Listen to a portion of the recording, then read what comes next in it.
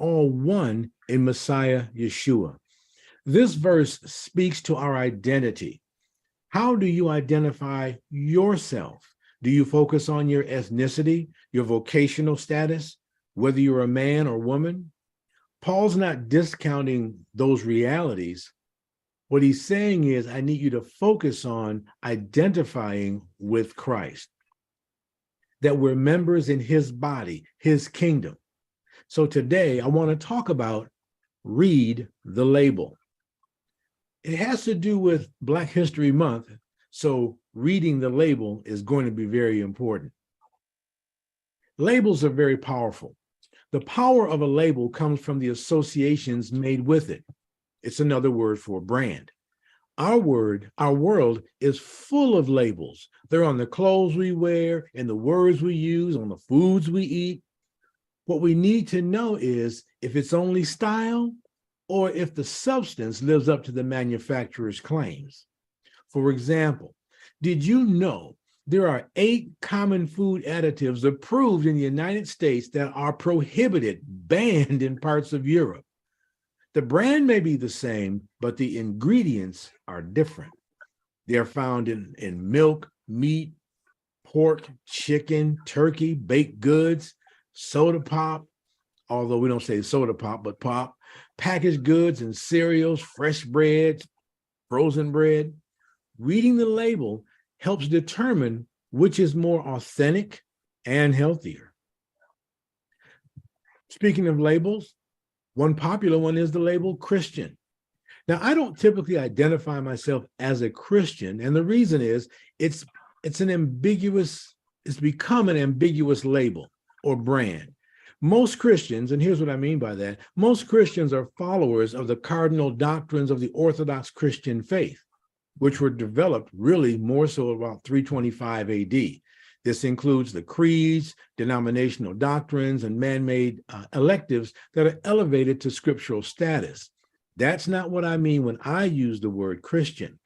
When I use that term, I'm saying I believe in Messiah Yeshua as God's son. I belong to his kingdom family of priests, and I behave and practice in a similar way that Yeshua did.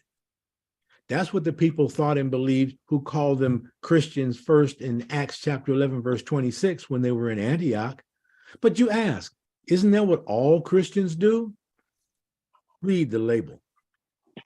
Like the Jewish badge in Germany. In Nazi Germany, those of Jewish descent were required to wear a badge to identify their ethnicity. The Germans used the badge not only to stigmatize and humiliate the Jews, but also to segregate them and to watch and control their movements. Another label, Black. Yeah, it creates a history of one branch of humanity, starting with their life in a foreign country with a foreign culture and communication style. And guess what? They used their very appearance, or their very appearance was used to stigmatize and humiliate them, to segregate them, and to watch and control their movements, and also to determine their perceived level of intelligence. Did you know you could be Black and have fair skin? Try choosing that out of your crayon box. This is one reason why on February 7th, 1926, a guy by the name of Carter G. Woodson launched the Negro History Week. This week would highlight the contributions, achievements, and history of the Negro. Now, Negro is the word Spanish speakers use for the dark-skinned people on the African continent. For a while, Negro was considered the proper term for the Africans in America. It was replaced in the late 60s and 1970s with the word Black. James Brown helped a lot with that. I'm Black and I'm proud. I played that for my granddaughter the other day. In 1976, though, Negro History Week officially became Black History Month, when President Gerald Ford extended the recognition to honor the too often neglected accomplishments of Black Americans in every area of endeavor throughout our history. I kind of think he was going back to the history that started in 1619, but the idea is the same. They have All people have a history. Now, I think history should look at the contributions, achievements, and history of the Negro or Black person in its global context. Isolation kind of narrows the focus. But aren't we supposed to highlight what Black people have done during Black History Month? Well, Woodson's desire was to talk about their accomplishments all year long, not just to talk about them as if, you have to bring it up. No, it should be a part of conversation, just like anyone else. What is the guy's name? Ford, Henry Ford. He did the Ford car. Oh, and another guy named Chevrolet, French guy, did the Chevrolet. Well, you know what? Who did the traffic signal? And who did open heart surgery?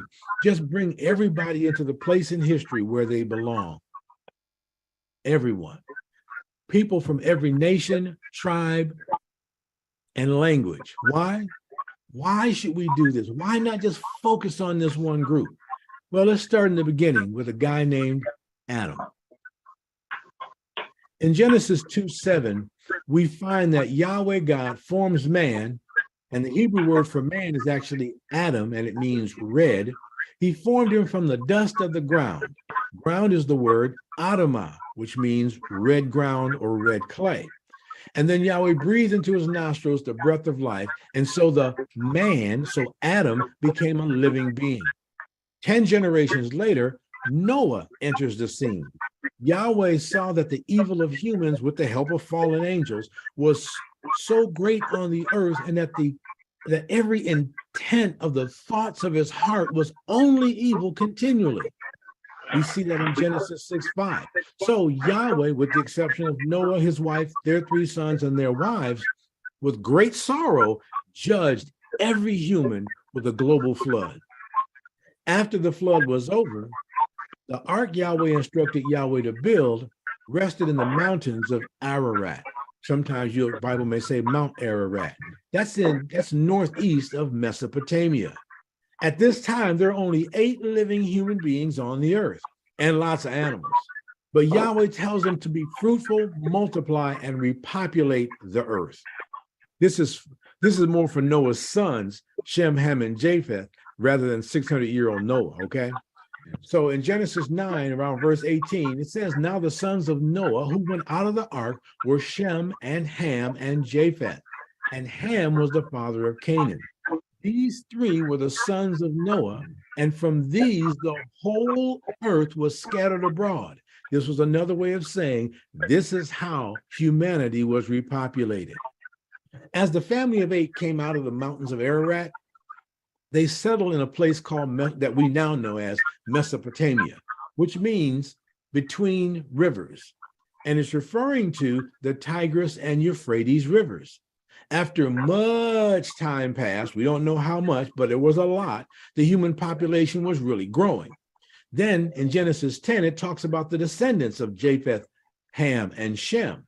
After each grouping, though, and who their sons and their descendants were, and about them, and what grandchildren they may have also had, in Genesis 10:5, 10:20, and 10:31, it says they were separated into their lands, everyone according to his tongue, according to their families, into their nations. What caused this movement was Ham's grandson, a man named Nimrod. The beginning of his kingdom was in Babel, that is still in Mesopotamia. It was in the land of Shinar. From that land, he went out to Assyria and built Nineveh. All of this is in the area of Mesopotamia.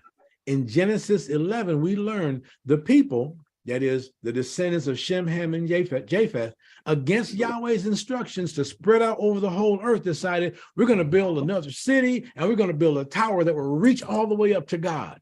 That's what we're going to do. And we're going to do it in Babel. Yahweh came down to take a look at what they were doing. He said, it is great that they have unity. It is really bad that they're having unity in the wrong direction. So he separated their tongues, and they separated from there to all the areas of the earth by family, by tongue, by land, and became nations. If you read the Bible from Genesis 1 to chapter 11, the only indication of a person's color is that of Adam, which means red. Actually, the Hebrew word for blood is dam, D-A-M, and it means red.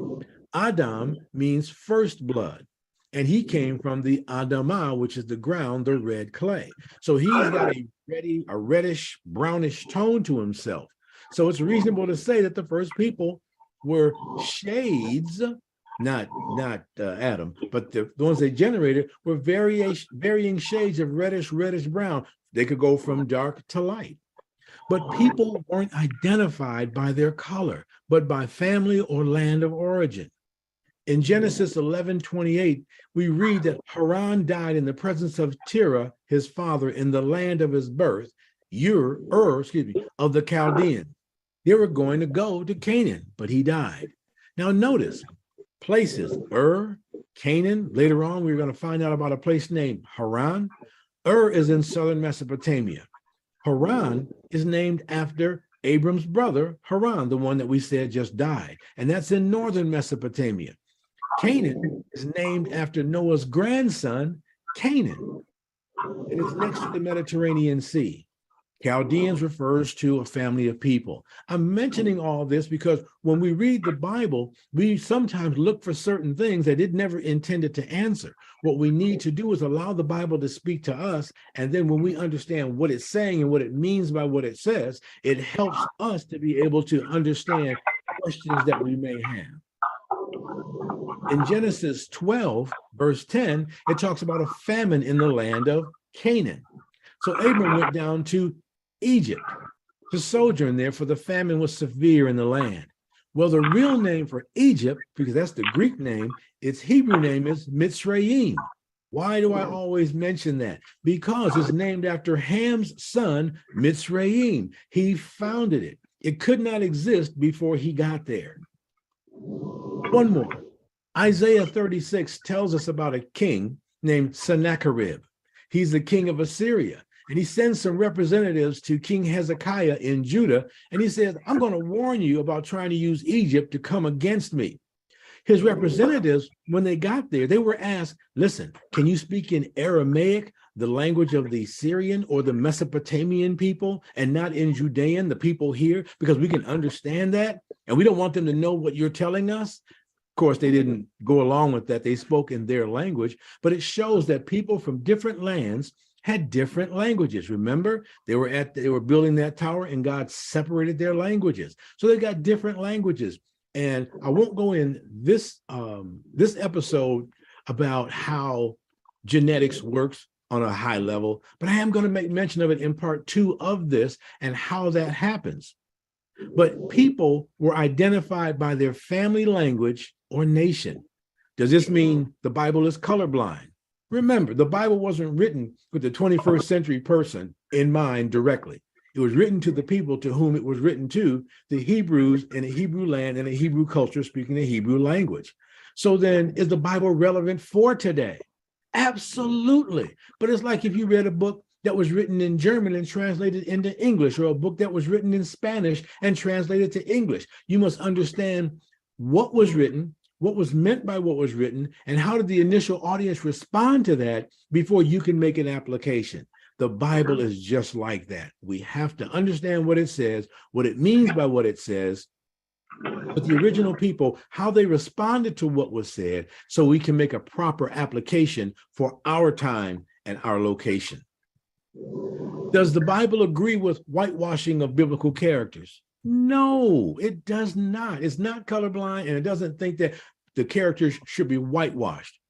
Adam's name and place of origin, Adamah, as I said, was ground, supports that people of color, or people were originally of color. I don't mean a sub-Saharan appearance, as some people would try to suggest.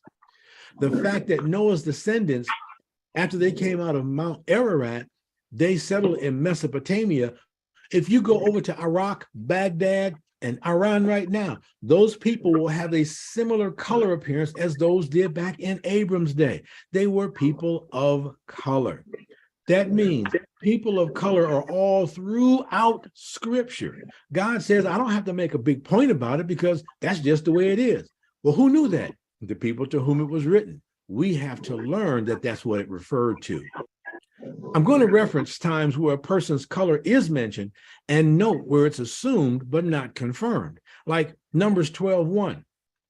Miriam and Aaron spoke against Moses because of the Cushite woman whom he'd married. Cushite means a descendant of Cush. Some believe she was a black woman. But remember, Moses was a Shemite.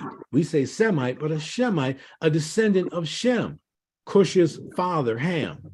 Being a Cushite doesn't automatically make you dark-skinned. No, the issue wasn't that she was black or dark-skinned. She could have had a dark skin, but the issue was she wasn't a direct descendant of Jacob or named Israel. In 1 Samuel 16:12 and 1 Samuel 17:42, both mention that David was, in some Bibles, ruddy, in others, reddish, and is referring to the red tone in his skin. Doesn't say if it's a light red tone or a dark red tone or a medium red tone, but it's a reddish color that he had. In Song of Solomon, chapter 5, verses 10 and verse 14, it first identifies Solomon as being reddish, which makes sense because his father David was. Then it says, though, in the other latter verse, his body is like polished ivory. So which is it? Well, reddish is describing his appearance to people because he was like his dad. Polished ivory, remember, this is in the Song of Solomon. This is a poetic reference to a strong physique. We have to understand what the Bible is saying and what it means by what it says. And you know, I just want to mention that there's a teaching, and some of you may have heard it, and if you haven't, you're going to probably be shocked by this, but there was a teaching that Black people got their color as a result of Noah cursing Ham, his son. Well, when we read Genesis 9:24 and 25, we learn that Noah cursed Canaan to be servant of servants to his brothers. Ham was never cursed, and his son Canaan was cursed. And the curse had nothing to do with skin color. It was you would be a servant.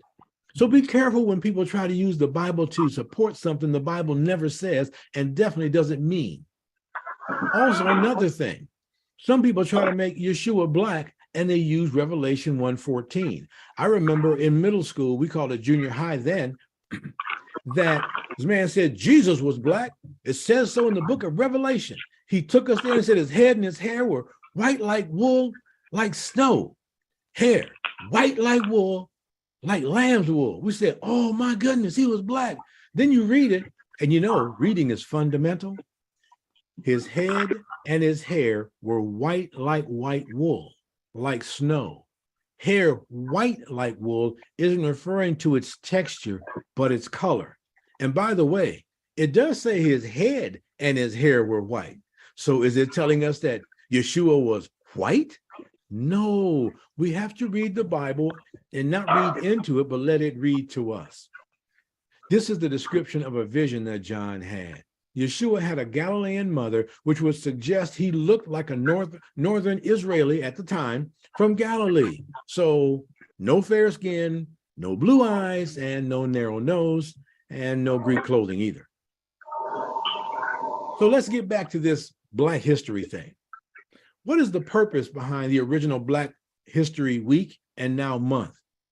To get people to read the label. What's the label? To read the history about people and find out who, where, what they are, what they've done, where they've come from, what people group are they with, what language do they speak. Get to know people. We highlight what people of color have done because our history was given a stopping point with 1619 when the first people of color were brought, specifically, except for the people of color who were already here, but the ones that were brought in from Africa.